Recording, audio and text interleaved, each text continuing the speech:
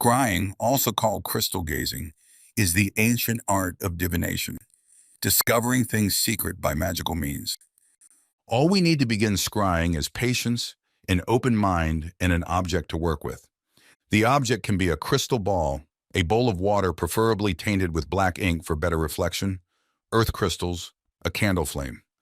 Even looking into the eyes of another, a steamy bathroom mirror is interesting with the main bathroom light out and a small candle to one side. Watch how the steam moves slowly from the glass.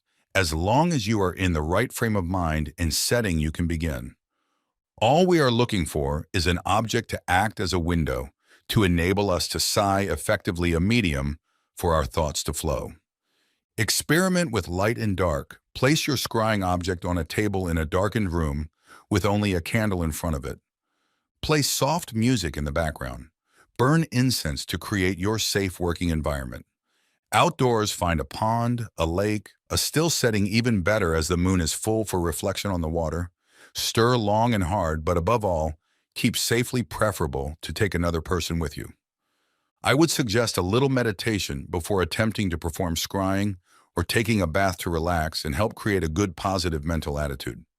This will help clear your mind of mundane thoughts and help you focus on your stated goal in scrying. The amount of time you need to set aside for scrying is optional from a few minutes onwards. The main thing is practice. All will not come to you in one sitting. We need to build up a natural rhythm, create a comfortable setting to perform scrying with friends, or alone. It's your choice. You can scry alone, or another can join you using the same object to do so. You may wish to perform a little personal ceremony to enhance the mood before gazing into your object.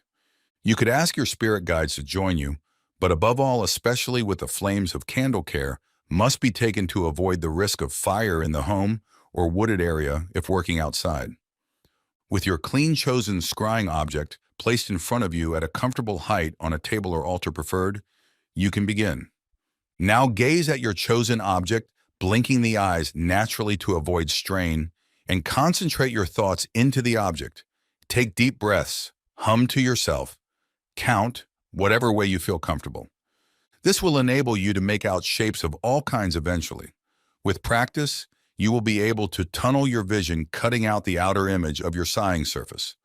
Do not strain the eyes. It is not a competition. We can break off the session at any point. With practice, images will appear in your mind, mental images.